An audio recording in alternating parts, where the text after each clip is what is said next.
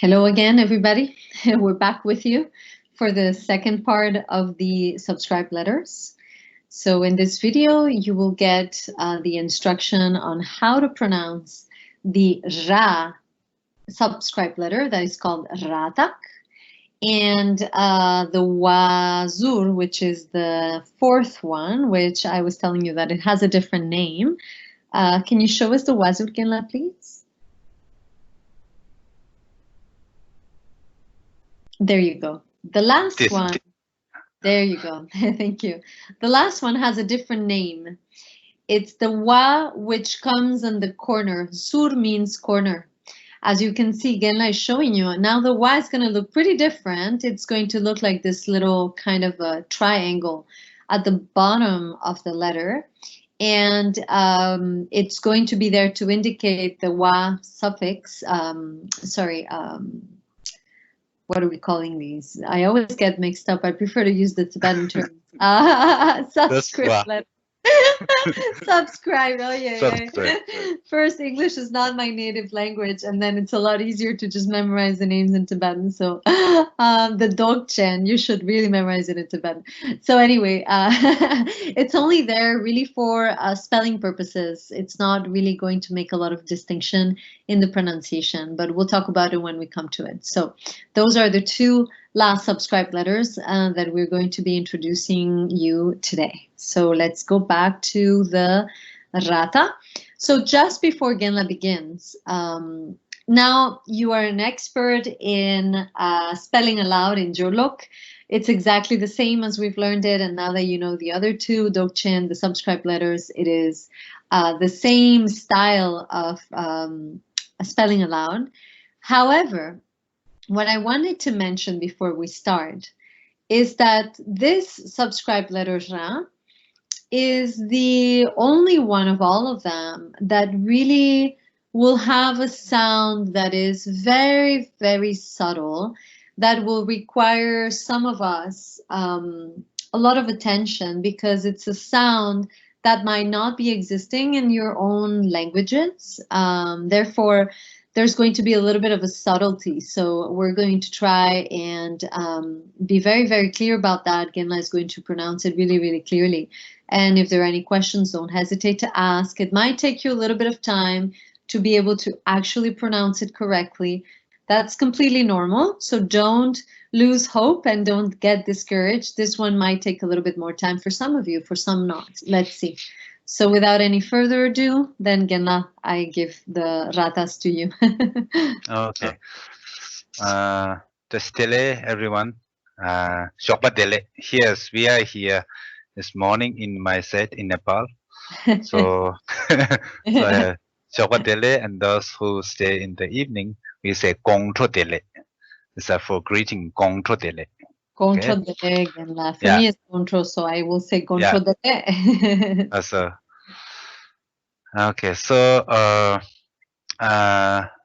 let me read just this one is here, and then we also need the ta, because all the Gochen and all the Dokchen, the superscript letter and subscript letters, all this we need the ta to attest. So let me just spell out this one. Here you can also see ka ra ta becomes like ta. Okay, it's not like tra. We never use tra, but very similar to this one, right, Cynthia? Close to this one. So ta. Okay, it's not tra. It's just ta. Yes. Okay, just one breath.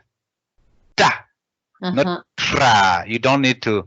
There's no need to like vibration, vibra, right? Vibration for the kids. Vibration, no need. Just your tongue touch upper palate, and then just push strongly. Da. Okay.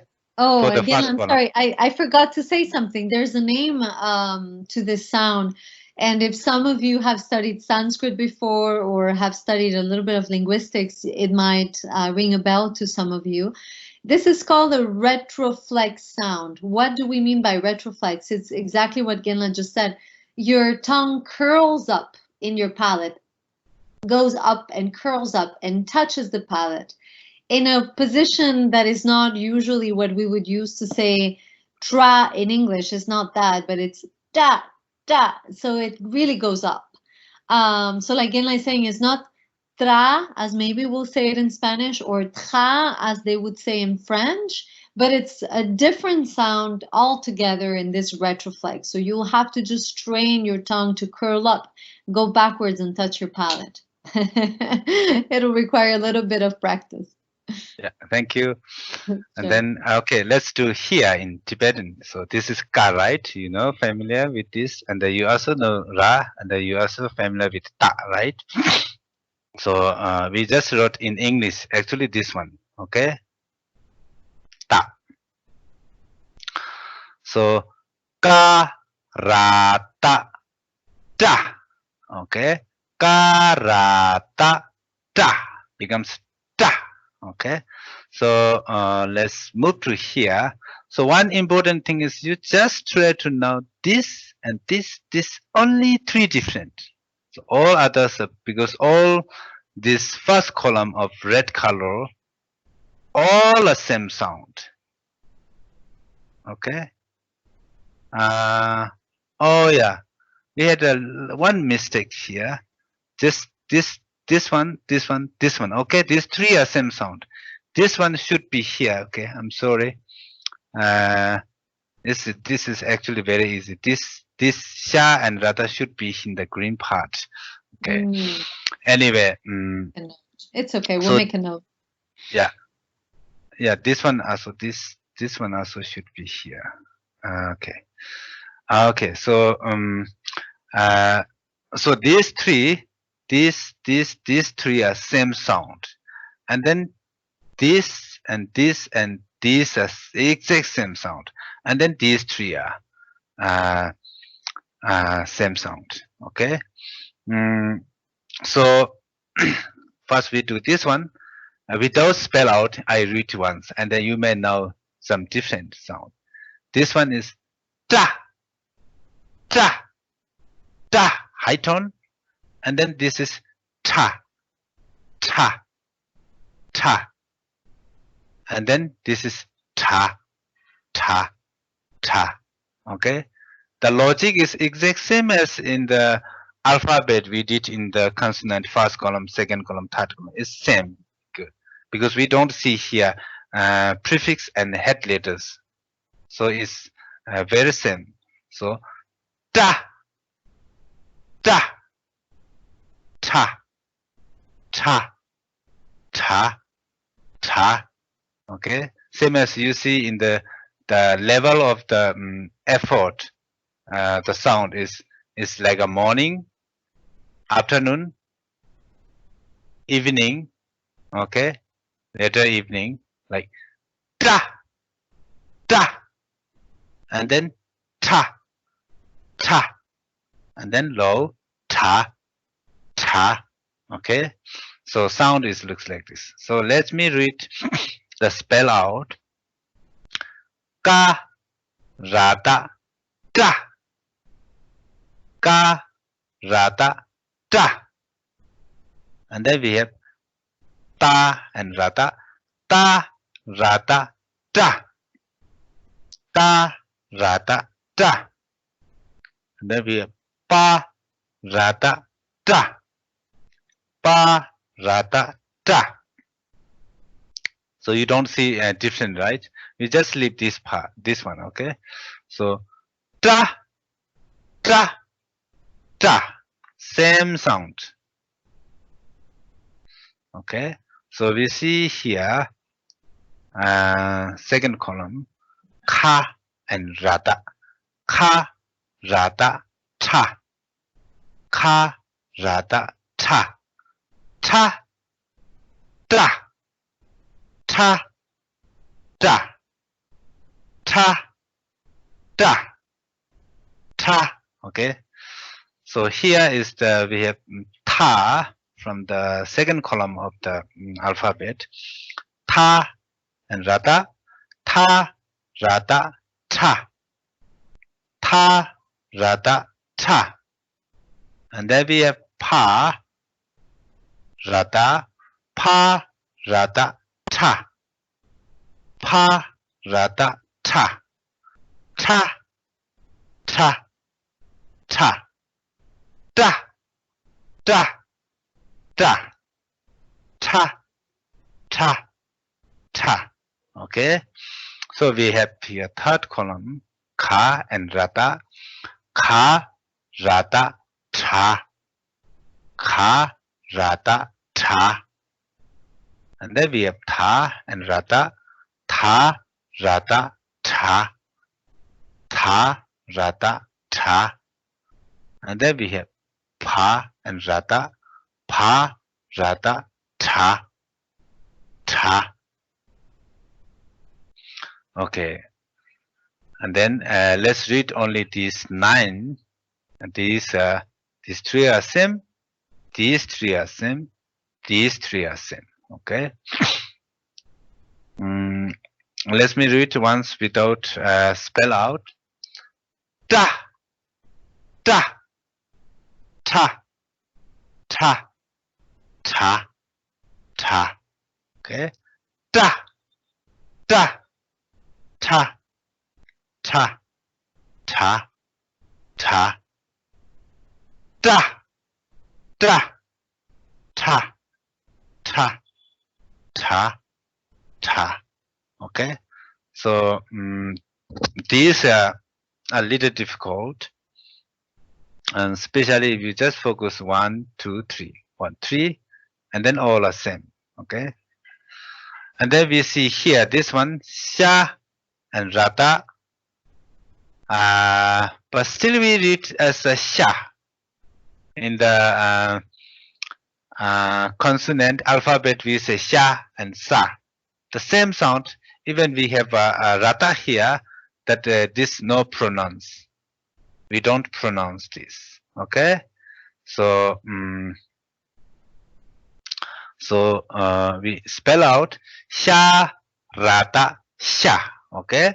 Sha, rata, sha. Okay. We don't pronounce this rata, and that this one, just for spelling purpose, we use this rata. But you can see in the Sanskrit, and that this is this one is pronounced as ra. Okay. So and then let's see here, sa and rata. Sa, rata, sa. Okay. Just sa. Okay. You can you know this already from the alphabet. Sha, sa. Sha, sa. Okay. No pronounce this rata for here. So no need to worry for these two. And then we have here also this green part. Actually this sha and sa should become in the green part. Also this we don't pronounce the rata here. Okay. So we just use read na and ma. Okay. A little bit you can pick to like high tone, change a little bit high tone, because this sha and sa is from the beginning is high tone, right? And then this one is also na, rata, na. Na, rata, na. Okay, something like this.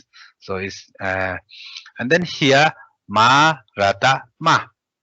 Ma, rata, ma. Okay, ma, ma. Yeah, just turn into little high tone, and then we don't need to read pronounce this rata. Okay, and then this one is also different sound. Here it's a white color. Very different. Yeah, ha, rata, sha, sha. So this is sha.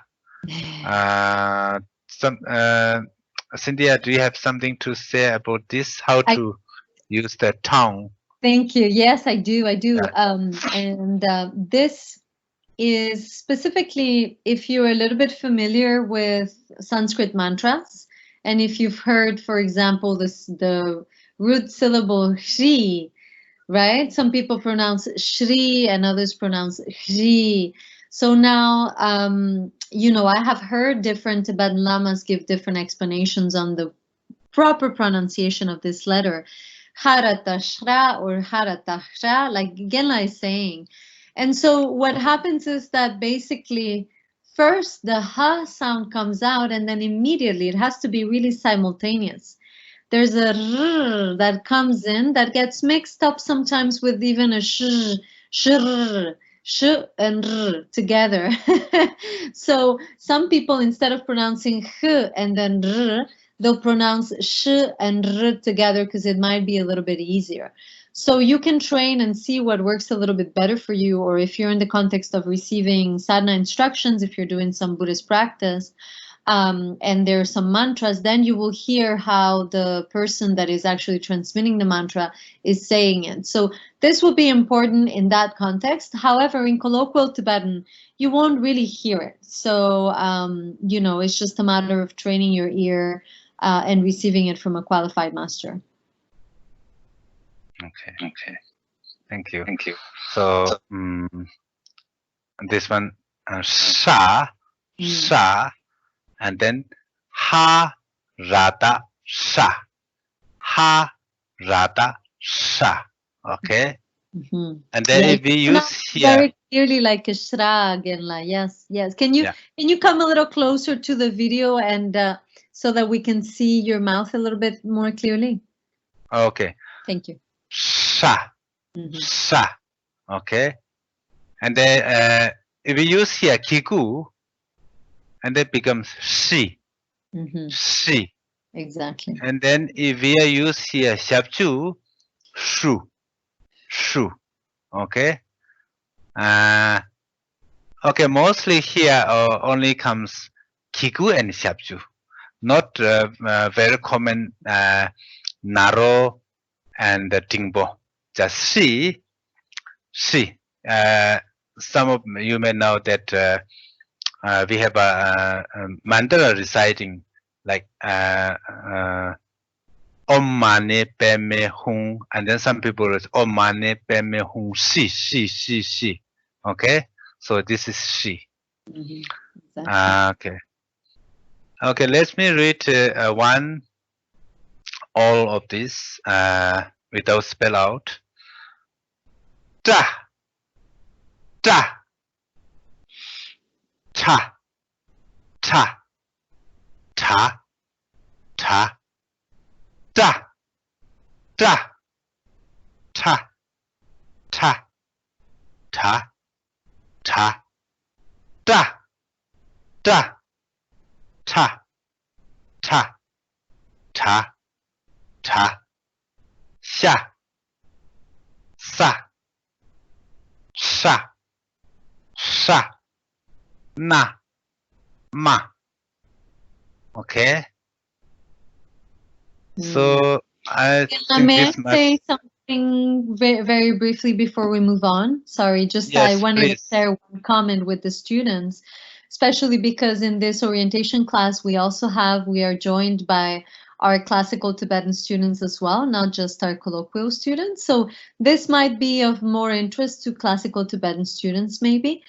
So the letters, the two that should be going on the green that Genla explained, so the sharata sha, the sarata sa, the narata na, and the marata ma, these four ones, and together with the harata sha, these ones, just so that you know, in certain styles of recitation, of traditional recitation of prayers, by certain schools of Buddhism, depending on the chant master, the pronunciation can vary and be different than the one that it would be when people are actually speaking. So there are some people that will pronounce naratanra or maratamra. That is something that comes from this very traditional way of reciting certain prayers. So that is something that could come if you might have heard that in your own monastery, or if you have any association with any particular like chant master, for instance. But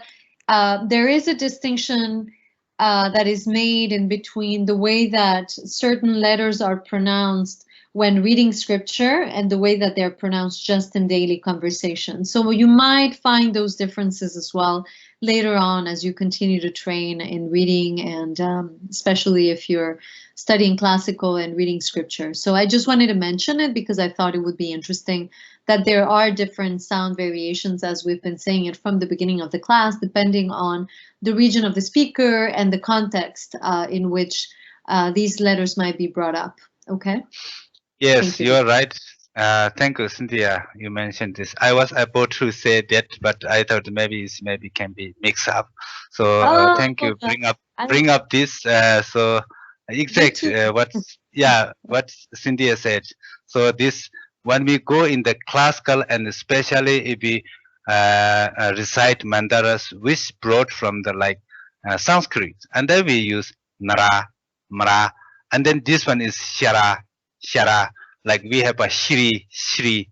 In the Sanskrit we have shri, and then this comes like, if we hit here we have a kiku, and then it becomes sha, and then this becomes full ra. We read shri, shri. So so this, and then if we reciting mandara, as Cynthia mentioned, is little change. But for colloquial, you don't need to worry, because we don't pronounce this as shra. Just we just use sha and sa, na, ma. Okay, so this much. Yeah. So shall we move? Yes, let's do that. Okay. Okay. One thing is good news is in the for colloquial. For spoken language, we don't use this so much, like ta, ta, na, ma, sha. This we don't use so much in spoken language. So what most we need is this, and this. Okay. So so no need to worry.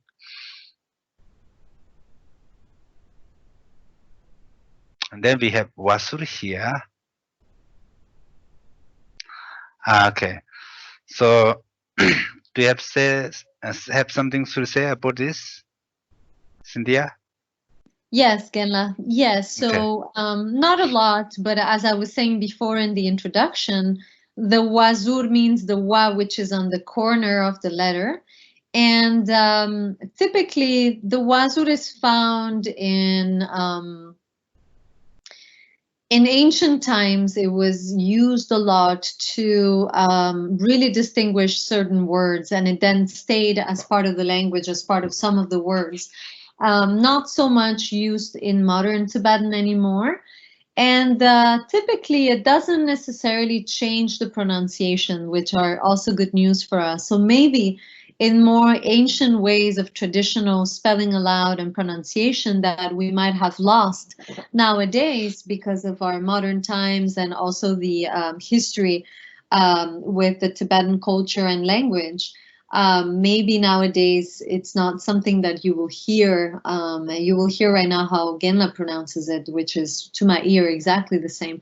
So what is the point then of learning it? Then some students ask us that question. If it doesn't change, then why, right? Well, for the spelling purposes, spelling will be really, really important. And so when there's a wazur, there's going to be a completely different meaning. So it's only for that reason, really, that you need to know that it exists and memorize the words that will carry the wazur. That's pretty much what I can say. So I don't know, Genla, what do you think? Yeah, exactly. You're right. So mainly the sound doesn't change. Yes, spelling. When we write.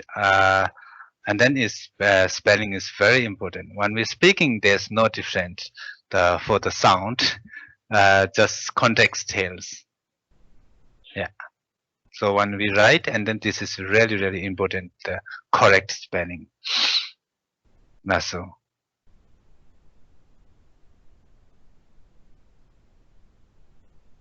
Cynthia? I think that's it. We don't have many examples with the wazur. We will see more examples maybe later as we go into our phase where we will be reading more examples. So for now, but Genla, could you please just read them once, just with the right spelling, so that we can hear them and we can finish this video here? Okay. So here, and then wasur is looks like, you see in the corner is not like exact like this. The shape is looks like this one. So when we spell out, usually we use the ta, the famous ta, to attach for the superscript letters and the subscript letters. But for the wasur, we don't need to spell out the ta. We just see here. This is wa, and this is let's read this together. Sa, shabju, su, ra, sur, sur, right? Wasur. So we just ka and wasu read, and it becomes just the same as the letter. Okay, same as the consonant. So let's read this spell out. Ka, wasu, ka. Ka, wasu, ka. Ka, wasu, ka. Ka, wasu, ka. Ka, wasu, ka. Okay. So same as like our alphabet, nothing different. Ja, wasu, ja. Ja, wasu, ja. Nya, wasu, nya. Nya, wasu, nya. Ta, wasu, ta. Ta, wasu, ta. Ta, wasu, ta. Ta, wasu, ta. Za, wasu, za. Za, wasu, za. Ca, wasu, ca. Ca, wasu, ca. Xia, wasu, xia. Xia, wasu, xia. And then sa, wasu, sa. Sa, wasu, sa. Ra, wasu, ra. Ra, wasu, ra. La, wasu, la. La, wasu, la. Xia, wasu, xia. Xia, wasu, xia. Sa, wasu, sa. Sa, wasu, sa. Ha, wasu, ha. Ha, wasu, ha. Yeah, this is how to spell out, but the sound is exact same as the consonant. Okay. But thank you so much, Kenla, for spelling it that way. We could really hear how it is with each one of them. Thank you very much. Okay. So let me read just all this, since all we have familiar from the beginning, right? Except this. Yes. So, but the sound is just like ka, ka, ka, ka, ka, ka, ja, ja, nya, nya, ta, ta, ta, ta, za, za, ca, ca, xia, xia, sa, sa, ra, ra, la, la, xia, xia, sa, sa, ha, ha. Okay. So so when you write maybe like letters, sentence, whatever, the spelling is writing like this is writing is important. Suppose this one, if we have vasu here, this means salt, right? Salt. That's right. And then, yeah, and then without this means like hot. Yeah, hot. The heat or hot weather. Yeah, heat. Yeah. And then we see here xia. With this, xia means like head. Head. Okay. Right. Yeah. And then without this, like blend. Suppose if we don't have eyes, and then we say sha. We call shara, shara. So big difference. And then also suppose here, if we have here wasur, la means is clothing. We call lawa, clothing. So this is a little bit old, how to say, terminology, but with this, how to say, clothing, and without this, this can be like a mountain pass. Also in mountain pass we say la. So also this is also very important particle. We will coming soon. Yes, very very important. Okay, and then this suppose this sha, if there's a wasur, sha means deer. Also deer, deer. Exactly. One of the name of the animal. Okay, and then without this wasur, and then is meat. Right? Meat. Okay. Any meat, even our own skin, we can call sha sometimes. Sha. Yeah, this we also call sha. Okay. Exactly. So our meat and the meat that you eat. So yeah. Yeah. Yeah, I think wasur is this much. So just to briefly summarize, that'll come in our next segment. Well, actually, we can finish with that, Genla. Can we please go on to the next one? Yes, very good.